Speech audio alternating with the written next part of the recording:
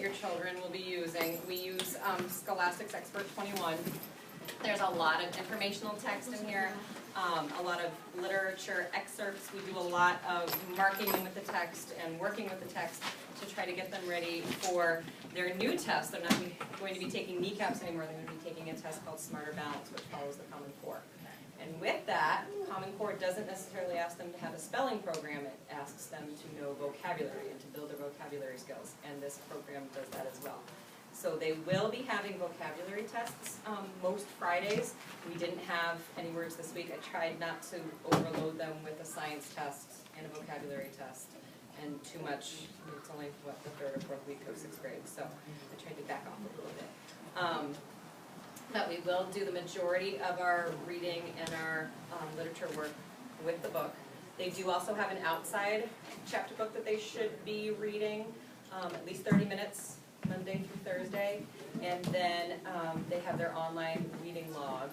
And I know that's kind of difficult for some folks, but I have 4 computers in here, and Mrs. Wyman has 4 computers, and between one of us being off every day at lunch and recess, there shouldn't be a problem with someone turning one in here.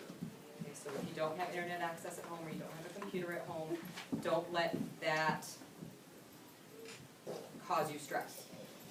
There are plenty of computers and opportunities here for them to do their reading log and turn it in. So it's just a nice way to integrate technology for me, for them, and honestly, it's a lot easier for me to read all of them typewritten. I don't know what it is, I can read them so much faster than when they handwrite them. I'm like, okay, one more.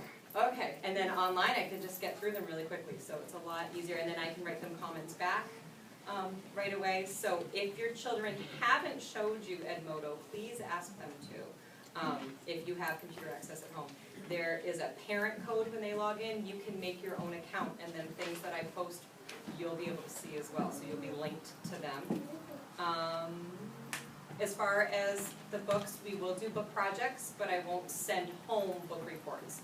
We'll do them in class, so they'll always be an in-class book project, and their summer reading projects are up on the wall. They did awesome, so amazing on those. I was so proud of that, and it's really excited me for this year doing reading projects with them. We're going to make some movies, we're going to make some websites, we're going to do a lot of technological projects in school, and we'll probably have about one a quarter, and then I bake for them and we have breakfast with books when we present our projects. So some days I get up really early and bake and they have warm baked goods, and some days I am actually on top of things that I do it the day before.